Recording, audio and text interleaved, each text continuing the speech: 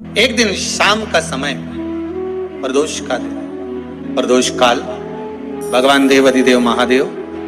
माँ जगत जननी पार्वती जी के साथ में भ्रमण कर। देखिए, अगर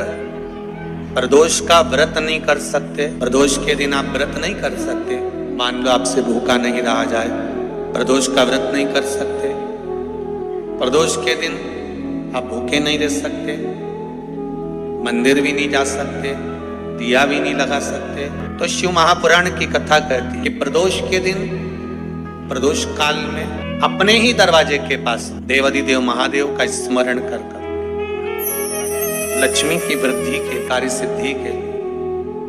संपदा को प्राप्त करने के लिए आप अपने ही दरवाजे के पास में एक दीप लगा सकते। कौन से दिन? प्रदोष। उससे 1000 गुना शिवलिंग में बल की प्राप्ति होती है।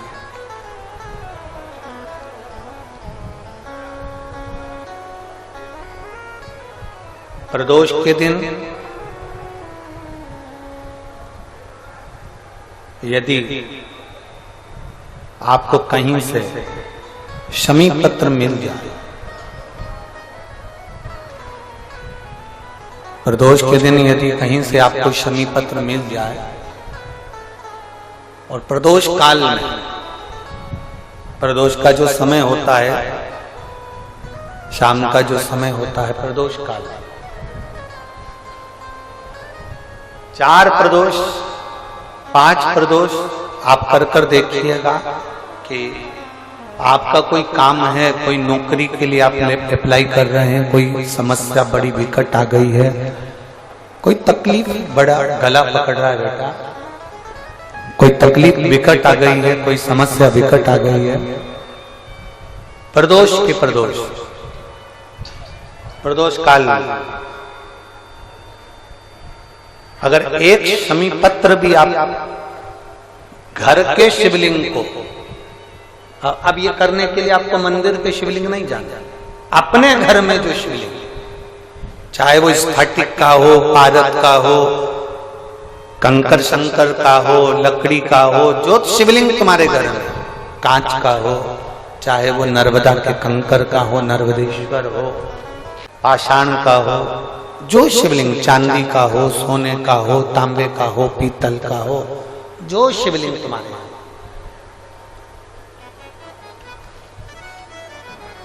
एक शमी पत्र यदि आप भगवान शंकर के शिवलिंग पर समर्पित कर रहे हो और उस शमी पत्र को उठाकर रात्रि को 9:15 की जो एक मुहूर्त होता है, एक समय होता है, जिस समय पर हम अपने मन की बात भगवान शंकर को कहते हैं, पूर्व में भी इसका वर्णन हम कर चुके हैं कथाओं में। उस 9:15 पर वो शमी पत्र को उठाकर एक कागज में, एक कटोरी में उसको रखते थे। 4 या 5 प्रदोष के उस शमी पत्र को अपने पास में रखिए और जिस कार्य के लिए जा रहे हो उसको जेब में ऊपर के भाग में उसको रखकर लेकर जाइए, आपका वो कार्य सफल होकर ही रहेगा, वो रुक नहीं सकता। शमी पत्र में इतना बल होता है, प्रदोष का जो शमी पत्र होता है वो बड़ा बलवान होता है, बड़ा एक पत्र है। 2 चीजें बड़ा स्मरण में रखिएगा। एक, बैसाख महीने में मट्टी के पात्र का जल, जब बैसाख का महीना आए ना, जितने यहां बैठे और जितने आस्था चैनल पर सुन रहे और जितने फेसबुक यूट्यूब पर कथा श्रवण कर रहे, जितने मोबाइलों पर देख रहे हैं, प्रयास करना, बैसाख के महीने में मिट्टी के पात्र में जो रात्रि भर जल रखा हो, मिट्टी के पात्र में, अगर आपके पास में घड़ा हो, हंडा हो, नी हो, तो दिया हो, दीपक हो, कुल्लड़ हो, कोई भी तुम्हारे पास में जो मिट्टी का पात्र, उसमें जल भरना। वो जल बैसाख के महीने की किसी भी सोमवार के दिन, किसी भी सोमवार के दिन, बैसाख महीने में, या किसी प्रदोष के दिन, या बैसाख महीने के शिवरात्रि के दिन, वो मिट्टी के पात्र का जल अपने घर के प्रत्येक व्यक्ति का स्पर्श कराकर उस मिट्टी के पात्र के जल को तांबे के पात्र में डाल लीजिए और घर के प्रत्येक व्यक्ति का स्पर्श करा लीजिए। और शंकर भगवान पर कुंडकेश्वर महादेव के नाम से समर्पित करिए। कुंडकेश्वर महादेव। कभी जीवन में पीछे पलट कर देखने की जरूरत नहीं पड़ेगी, आप उन्नति की सीढ़ी की ओर बढ़ते चले जाओ। किसी भी प्रदोष के दिन, प्रदोष काल में एक बार लगा दे, उसके बाद में अपनी कामना कर कर बेलपत्री एक छोटा सा उपाय अवश्य करिएगा। अगर बच्चे कोई एग्जाम में बैठ रहे हैं या कंपटीशन एग्जाम है या नौकरी के लिए अप्लाई कर रहे हो, मान लो 4-6 महीने से बैठे हो, 8 महीने से बैठे हो, सर्विस नहीं है, नौकरी नहीं है, तो एक छोटा सा उपाय अवश्य करिएगा शिव महापुराण का। महाराज बेलपत्री के पेड़ के नीचे विराजमान होकर, बेलपत्री के पेड़ के नीचे जिसको नौकरी के लिए या एग्जाम में बैठ रहा है वो जल चढ़ाए, बेलपत्री के पेड़ के नीचे थोड़ा सा दूध चढ़ाए, फिर जल चढ़ाए और अपने राइट भाग में घी का दिया और अपने लेफ्ट भाग में तेल का दिया। किसी भी प्रदोष के दिन,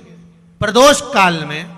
एक बार लगा दे, उसके बाद में अपनी कामना कर कर बेलपत्री के पेड़ के नीचे धोख लगाकर प्रणाम कर कर आ जाए और चले जाए इंटरव्यू के लिए, बाबा उत्तीर्ण करा ही देगा, नौकरी दिलाए। जिस दिन रविवार की प्रदोष पड़े उस दिन एक लाल वस्त्र में पीली सरसों रखकर और उसके अंतर्गत कुछ भी एक, या तो बमूल का कांटा ना मिले तो गुलाब का कांटा ही उसके अंतर्गत रख लीजिए। और मान लो कोई काम ऐसा है कि उसमें पैसा तुम्हारा आ ही नहीं रहा, बहुत घाटे पर घाटा जा रहा है, नुकसान बहुत हो रहा है और कोई काम हो ही नहीं रहा, तो महाराज जिस दिन रविवार की प्रदोष पड़े उस दिन एक लाल वस्त्र में पीली सरसों रखकर और उसके अंतर्गत कुछ भी एक, या तो बमूल का कांटा ना मिले तो गुलाब का कांटा ही उसके अंतर्गत रख लीजिए और उसको शिव मंदिर का स्मरण कराकर शंकर भगवान का नाम लेकर रू भैरव, कौन सा भैरव है उसकी भी कथा भी आने वाली है। ये दारुक नाम के राक्षस का संहार करने के लिए जब माता अवतार लेगी तब शंकर भगवान बच्चे का रूप रखकर रोएंगे, तो शिव जी का एक नाम होगा रू भैरव। ये भैरव कहां पर रहता है तो कहा ये शमशान में रहता है। कहां रहता है ये भैरव? शंकर का जो एक अवतार है रू भैरव, ये भैरव अवतार शमशान में रहता है। तो इस भैरव का काम क्या है तो कहा शमशान में, शमशान की जो अग्नि होती है भले की लकड़ी रहे, भले उसमें कोई पदार्थ डाले ना डाले, थोड़ी देर में वो अग्नि रू आवाज, हल्की सी शमशान की जो अग्नि जलती है उसमें एक आवाज आती है। आप वैसे कोई अग्नि जलाएंगे ना उसमें आवाज नहीं आएगी, ध्यान देना। हमारे शमशान में अगर जो लोग गए होंगे मुर्दा जलाने के लिए, तो अगर वो एकांत में बैठेंगे तो उसमें से एक आवाज आती है रू रू। तो शिव पुराण कह रही है कि उस सरसों को, कांटे को रू भैरव का नाम लेकर जिस व्यापार जो नहीं चल रहा है, दुकान जो नहीं चल रही है, उस दुकान के सामने, उस व्यापार के सम्मुख में उसको जला दिया जाता है। ये करा जाता है रवि प्रदोष के दिन। महाराज कौन से प्रदोष? रवि प्रदोष के, जो सुख का भान कराती है, व्यापार की उन्नति के लिए, समृद्धि के लिए, लक्ष्मी के लिए इसका प्रयोग किया जाता है। तो यहां पर दारुक नाम का जो असुर है, दारुक नाम का जो राक्षस है, उसका एक ही कहना है कि मैं मरूं, मना नहीं है ब्रह्मदेव पर, वो मरने का। नंदी का एक पांव जो ऊपर होता है, आप लोग दर्शन करे होंगे शंकर जी के मंदिर में नंदी के, तो नंदी का एक पांव उठा हुआ होता है, एक पांव नीचे की ओर होता है। हड्डी से जुड़ा हुआ रोग, नेत्रों से जुड़ा हुआ, मस्तिष्क से जुड़ा हुआ कोई रोग रहता है तो एक नीले कलर का फूल आता है हमारा, उस फूल में हल्दी डालकर गुरुवार का प्रदोष पड़ने पर जो नंदी के पांव के पास समर्पित कर देता है महाराज, उसका रोग धीरे धीरे समाप्त होने लगता है। लिंग पुराण कहती है कि नंदीश्वर भगवान के सामने जो पुष्प समर्पित करा जाता है उसको, ये तो लिखा था स्कंद पुराण और शिव पुराण। लिंग पुराण कहती है जो फूल आपने समर्पित करा उसको लाकर पानी की बाल्टी में डालकर आप स्नान भी कर सकते हो, उससे भी हड्डी के जितने रोग होते हैं उसमें आराम लगने लगता है। जैसे कहीं शरीर नहीं चल रहा, हाथ झुन्न पड़ रहा है, हाथ काम नहीं कर रहा, हाथ में झुंझुनी आ रही है, कंपन आ रहा है, जैसे मान लो कोई काम, चाहे वो शनिचरी प्रदोष हो, चाहे रविवार की हो, सोमवार की हो, मंगल की हो, बुधवार की हो, गुरुवार की हो, शुक्रवार की हो, शनिवार की हो, कोई भी वार की हो, प्रदोष, प्रदोष काल में शाम का समय सूर्य डूब रहा हो, बस डूबा ही हो, और उस समय पर केवल 3 दिन ऐसे रहेंगे, 3 बार ऐसे रहेंगे, 3 तिथियां ऐसी रहेंगी, 3 समय ऐसा रहेगा जिस समय पर तेरे द्वारा निर्मित शूल को भी शिव धारण करेगा और जगत का कल्याण करेगा। 3 दिन, 3 तिथियां, 3 बार, 3 नक्षत्र, 3 घड़ी, 3 पल।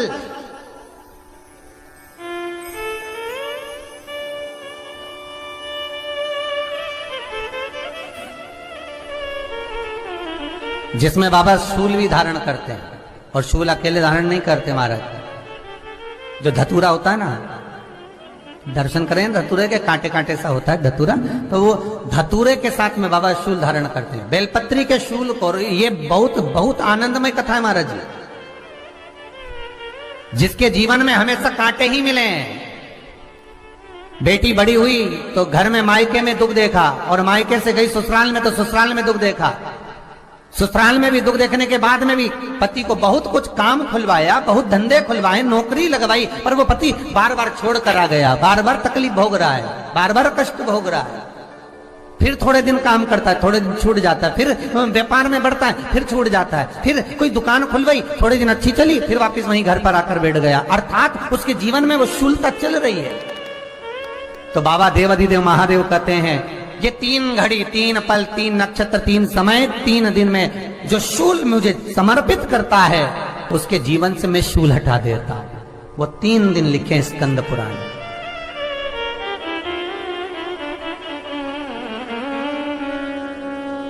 महाराज, बैसाख महीने में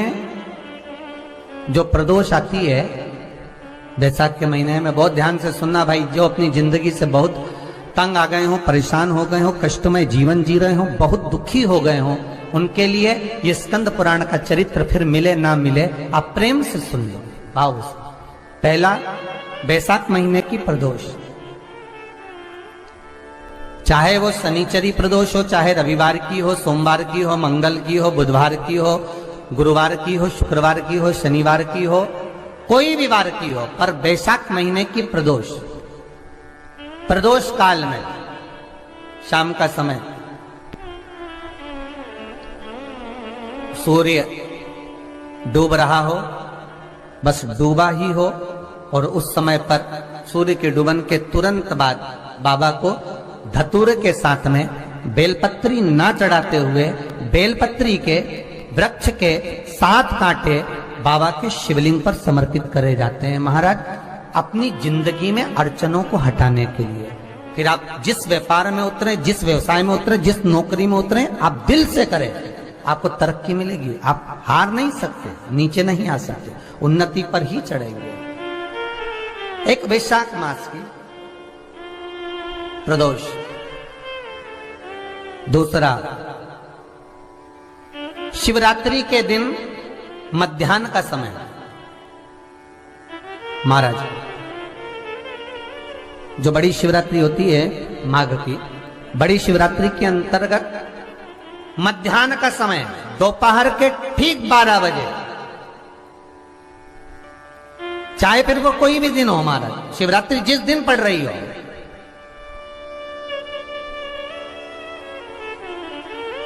उस दिन भी धतूरे के साथ बाबा को 7 कांटे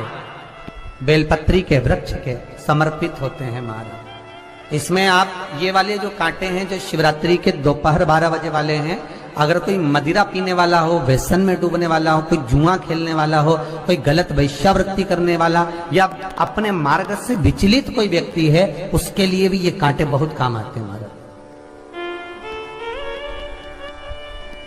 दूसरा, पार्वती, तेरे द्वारा तेरे नयन अश्रु से जो प्रगटा हुआ बेल का वृक्ष है, द्वितीय शूल मैं वहां धारण करता हूं, तृतीय शूल, तीसरा शूल जो वर्णन करा गया महाराज। भगवान श्रावण के महीने में जो भी दूसरा सोमवार पड़े, जो भी पड़े, श्रावण के महीने का दूसरा सोमवार, आप सबको पहले भी श्रावण के महीने में जो कथा कही उसका व्याख्यान वर्णन करा कि श्रावण का महीने का महत्व क्या है, वो भी आपको ऑनलाइन कथा में आप लोग सुन चुके हैं, लाइव कथा में श्रावण का पूरा महत्व बताया था कि श्रावण के महीने में शंकर भगवान को पूरा लेखा जोखा का भार प्रदान किया गया था। दूसरा सोमवार, श्रावण के महीने का जो दूसरा सोमवार होता है, उस दूसरे सोमवार में रात्रि के समय पर, अर्थात शास्त्र अब घड़ी और पल का स्मरण करेंगे तो रात्रि के बजेंगे 10 से 12 बजे महाराज, 10 से 12 के बीच में धतूरे के साथ बाबा को शूल समर्पित होता है महाराज। ये भी हमारी बाधाओं को, हमारी तकलीफों को,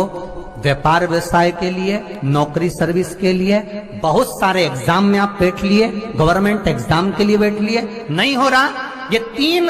बार मेरे शंकर को बेलपत्री के वृक्ष के शूल समर्पित होते हैं, उसका आनंद पाना। मेरी जीजियों, 2 चीजें बड़ा स्मरण में रखिएगा। एक, बैसाख महीने में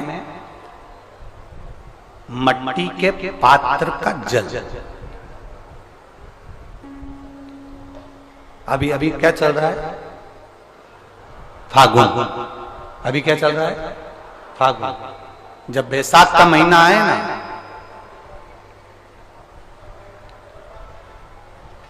जितने यहां बैठे और जितने आस्था चैनल पर सुन रहे